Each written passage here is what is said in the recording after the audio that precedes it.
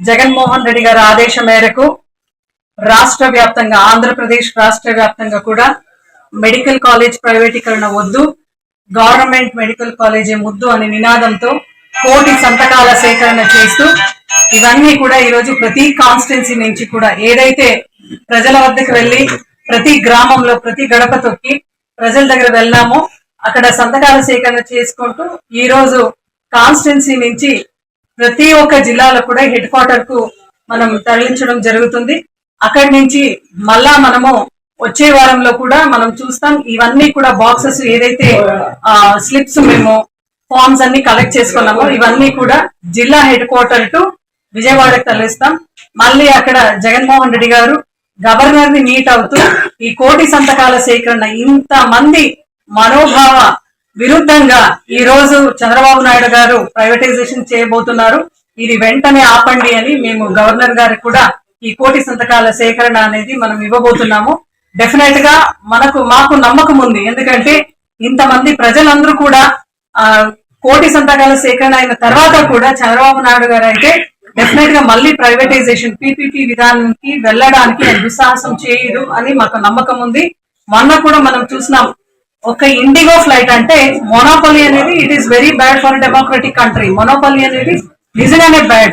But Airways లో మనం చూసినాం ప్రైవేటైజేషన్ మొనోపలి జరిగింది కాబట్టి డీజీసీఏ రూల్స్ ని వాడు ఒప్పుకోలేదు. ఎఫ్టీడీఐ కూడా మనం చూసినాం. అంటే ఇవన్నీ కూడా ఈ రోజు గవర్నమెంట్ సడలించి ఒక రిలాక్సేషన్ ఇచ్చింది కాబట్టి ఇండిగో అనే వాళ్ళు ఒక రకంగా బ్లాక్ మెయిల్ చేసే విధానం, ఒక private company private airways blackmail చేసే వరకు వెళ్లారంటే నిజంగా ప్రైవేటైజేషన్ అనేది ఎంత దారుణమో, ఎంత డెమోక్రసీకి ఒక హిండ్రెన్స్ అనేది మనము లైవ్ గా చూసినాం పోయిన వారం అంతా. ఈ రోజు కూడా అవన్నీ కూడా సెటరేట్ కాలేదు. ఇవన్నీ ఉదాహరణగా తీసుకుంటూ చంద్రబాబు నాయుడు గారు దయచేసి ఇప్పటికైనా దిగొచ్చి మీరు 17 మెడికల్ కాలేజ్ జగన్ గారికి ఎక్కడ మంచి పేరు వస్తుంది అని మీ మనోభావన ఉండొచ్చు. అయితే ప్రజలకు కోవిడ్ అనే క్లిష్టమైన పరిస్థితుల్లో జగన్మోహన్ రెడ్డి గారు ప్రజలకి అండగా ఉండాలని, ఆరోగ్యం వాళ్ళకి ఎప్పుడు కూడా అందుబాటులో ఉండాలని ఈ మెడికల్ కాలేజ్ తీసుకొని వచ్చినారు. ఇవన్నీ కూడా ప్రజలకి అందిస్తాం. ఎందుకంటే ప్రజా వైద్యము ప్రజల హక్కు కాబట్టి ఈ రోజు దయచేసి మీరు దిగొచ్చి ఈ కోటి సంతకాల సేకరణ మనం చేసాం కాబట్టి ఇప్పటికైనా మీరు మీ మనసు చెల్లించి ప్రజల పట్ల నిలబడి ప్రజలకు మంచిది చేయని మీ అందరికీ కూడా ప్రజల ద్వారా రిక్వెస్ట్ చేస్తున్నాము. అదే విధంగా ఇక్కడ అందరూ కూడా గమనించాలి, ఆ పార్టీ ఈ పార్టీ అనుకోకుండా ప్రతి ఒక్కరు కూడా సంతకం పెట్టినారు.